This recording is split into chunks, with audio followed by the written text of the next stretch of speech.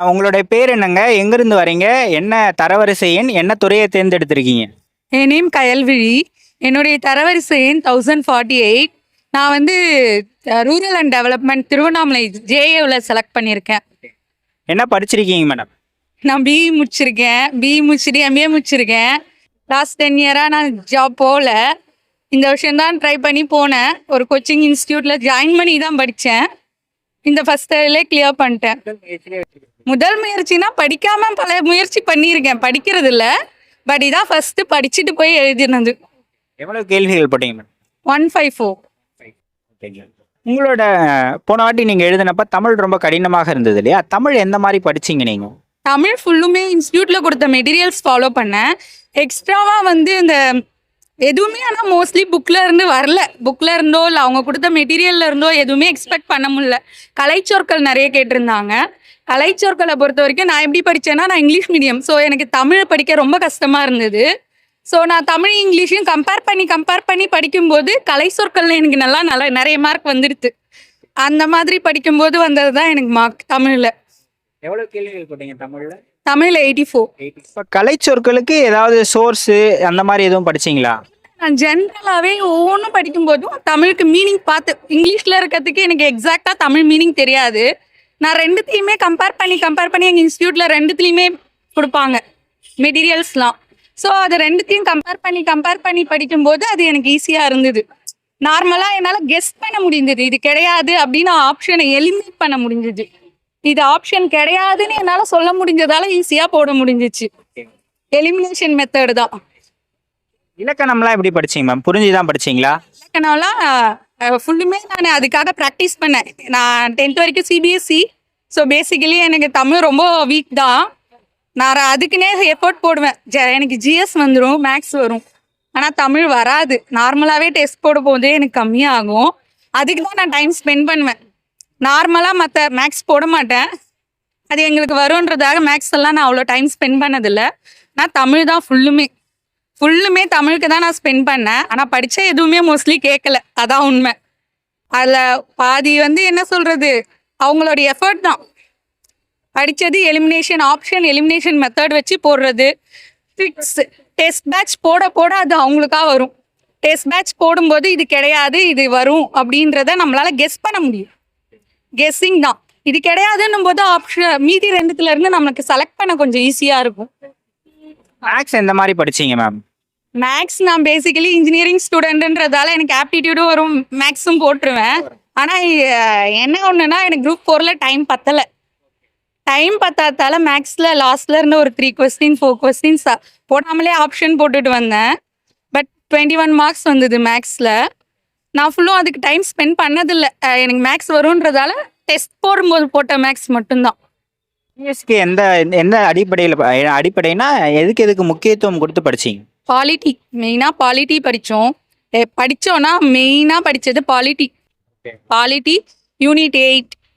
Unit 8ன்றது அது எல்லாமே கலந்த மாதிரி வரும். ஹிஸ்ட்ரி எல்லாமே வரும், அது படித்தோம். அதுக்கப்புறம் பார்த்தீங்கன்னா எக்கனாமிக்ஸ், கரண்ட் அஃபேர்ஸ். இந்த தடவை எல்லாமே என்ன பண்ணிட்டாங்க, கரண்ட் அஃபேர்ஸ்லேருந்து கேட்டாங்க. படித்த ஜிஎஸ்ஸை விட கரண்ட் அஃபேர்ஸ்லேருந்து நிறைய கேட்டாங்க. கரண்ட் அஃபேர்ஸ் ரிலேட் பண்ணி கேட்டாங்க. நான் கடைசி ஒரு 4 to 5 days கரண்ட் அஃபேர்ஸ்க்கு இம்பார்ட்டன்ட் கொடுத்தேன். என்ன சோர்ஸ்ல படிச்சீங்க? கரண்ட் அஃபேர்ஸ் நமக்கு யூடியூப் சேனல்ஸ் தான். மோஸ்ட்லி லாஸ்ட் மினிட்ல ப்ரிப்பேர் பண்ணன்றதால எல்லாத்தையும் ப்ரிப்பேர் பண்ண முடியாது. 6 month இது ஃபுல்லும் பண்ண முடியாது.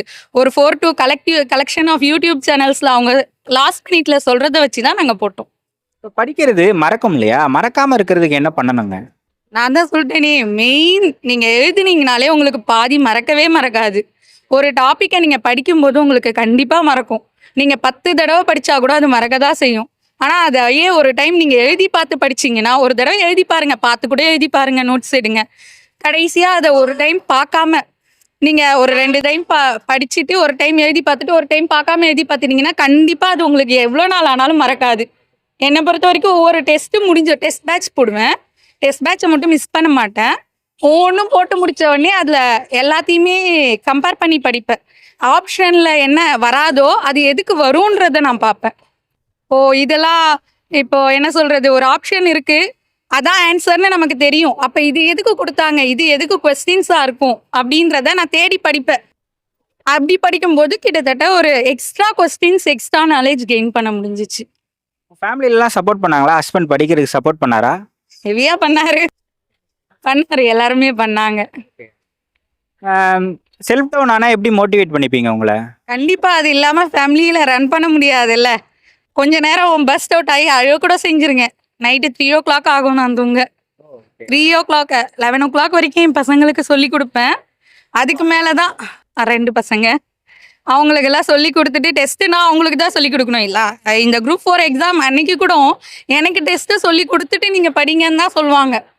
என்ன படிக்கிறாங்க அவங்க? என் பொண்ணு 8th படிக்கிறா, பையன் 6th படிக்கிறான். 2 பேருக்கும் சொல்லி கொடுத்துட்டு படிக்கும்போது கண்டிப்பா நிறைய அழுவேன். தூக்கத்துல கூட எழுந்துச்சு உட்காந்து கொஞ்ச நேரம் அழுதுட்டு திரும்ப படிக்க ஆரம்பிப்பேன். ஏன்னா ரெகுலரா கிளாஸும் போகணும், ஃபேமிலியும் பார்த்துக்கணும், பேபிஸையும் பார்த்துக்கணும் போது என்னதான் ஃபேமிலி சப்போர்ட் பண்ணாலுமே அது ப்ரெஷர் தான் இருக்கும். இவ்வளவு ப்ரெஷர் தாண்டி எப்படி படிச்சீங்க? எப்படி நேரத்தை உண்டாக்கினீங்க சொல்லி கொடுக்கணும்? வீட்டில் இருந்தாச்சு, அதுவே எனக்கு ஒரு பெரிய ப்ரெஷராக இருந்துச்சு. 12 இயர்ஸ் நான் பிஇ முடிச்சு எம்பிஏ முடிச்சது உடனே பேபி பிறந்ததால படிக்க முடியல. 12 இயர்ஸ் கேப் அது எனக்கு நிறைய சொல்லி கொடுத்துடுது. நம்ம பேபிக்காக இருந்தோம், பேபிக்காக பண்ணோன்றது போய் யாரும் அதை அக்செப்ட் பண்ண மாட்டாங்க. நீ இவ்வளோ படிச்சிருக்க இன்னும் வேலைக்கு போகலன்னும் போது அது ஊண்டிங்காகவே இருந்துச்சு. எனக்குமே எதுக்கு வீட்லேயே இருக்கிறது ரொம்ப ஒரு எனக்கு வேலைக்கு போய் தான் ஆகணுன்ற சுச்சுவேஷன் யாருமே க்ரியேட் பண்ணலை. பட் எனக்கு டிப்ரெஷன் ஸ்டேட்டுக்கு போயிட்டேன். வீட்லேயே இருந்து நம்ம இவ்வளோ படிச்சுட்டு நம்ம ஏன் போகலை அப்படின்ற கேள்வி மைண்டில் இருந்துக்கிட்டே இருக்கும், எப்பயுமே இருந்துக்கிட்டே இருக்கும். நானும் ரொம்ப நாளாக கிளாஸ் போகணும்னு நினைப்பேன், போகலை. ஒரு ஸ்டேஜில் அப்படியே போய் தான் ஆகணும், நம்ம இந்த வருஷம் முடிக்கிறோம் அப்படின்னு போனது தான். லாஸ்ட்டு ஜூலைக்கு அப்புறம் ஜாயின் பண்ணேன். டெஸ்ட் பேட்ச் மட்டும்தான் நடுவில் போட முடிஞ்சிச்சு என்னால். ரெகுலராக கிளாஸ்லாம் போகிறது கிடையாது, ஒன்லி டெஸ்ட் பேட்ச் டெஸ்ட்டு மட்டும்தான் போட்டுக்கிட்டே இருந்தேன். அந்த டெஸ்ட்டு தான் எனக்கு ஒன்றும் சொல்ல போனால் ஹெல்ப்ஃபுல்லாக இருந்தது. அதை மிஸ் பண்ண மாட்டேன். என் இன்ஸ்டியூட்டில் பார்த்தீங்கன்னா எல்லாரும் அதெல்லாம் எழுத மாட்டாங்க. பட் ஒரு இது எடுத்தீங்கன்னா அதை கண்டினியூஸாக நீங்கள் பண்ணீங்கன்னா கண்டிப்பாக உங்களுக்கு அதனால வெற்றி அடையலான்றது தான் என்னுடைய இது வந்து டெஸ்ட் பேட்ச் தான், மெயினாக டெஸ்ட் பேட்ச். அதை நான் படிச்சிடுவேன். முன்னாடி நாள் எவ்வளோ நேரம் ஆனாலும் அந்த டாப்பிக்கை கவர் பண்ணிட்டு தான் தூங்குவேன்னும் போது ஆட்டோமேட்டிக்காக உங்களுக்கு சிலபஸும் கவர் ஆகிக்கிட்டே வரும் உங்களுக்கு. அவ்வளோதான். இப்போ இவ்வளவு பண்ணும்போது உங்களுக்கு தூங்குறதுக்கோ நேரத்துக்கு சாப்பிட்றதுக்கோலாம் நேரம் இருந்ததா? ஹெல்த் கான்சன்ட்ரேட்டடாக இருந்தீங்களா படிக்கிற டைமில்? இல்லை அவங்களுக்கு அப்படி கண்டிப்பாக கிடையாது. ஆக்சுவலி நாம் பேபி பிறந்ததுலேருந்தே இப்படி தான், வீட்டிலே இருக்கிறதே ஹெல்த் கான்ஷியஸ் கிடையாது. பட் இருந்தாலும் அப்பயே ஹெல்த் கான்ஷியஸ் இல்லாமல் இருந்தாச்சு. இப்போ நான் ஹெல்த் கான்ஷியஸை பற்றி அந்த அளவுக்கு யோசிக்கிறது கிடையாது, யோசிச்சது இல்லை இது வரைக்கும். இனிமேல்ட்டு ஜாப் போகணுன்னா கண்டிப்பாக இனிமேல்ட்டு யோசிக்கணும். எக்ஸாம் ஹாலில் எதுவும் என்னென்ன மிஸ்டேக்ஸ்லாம் பண்ணக்கூடாதுன்னு சொல்லுங்க மேம். கண்டிப்பாக டிஸ்ட்ராக்ஷன் இருக்கும். நம்ம மைண்டே கொஸ்டின் பேப்பரை பார்த்த உடனே அவ்வளோதான்.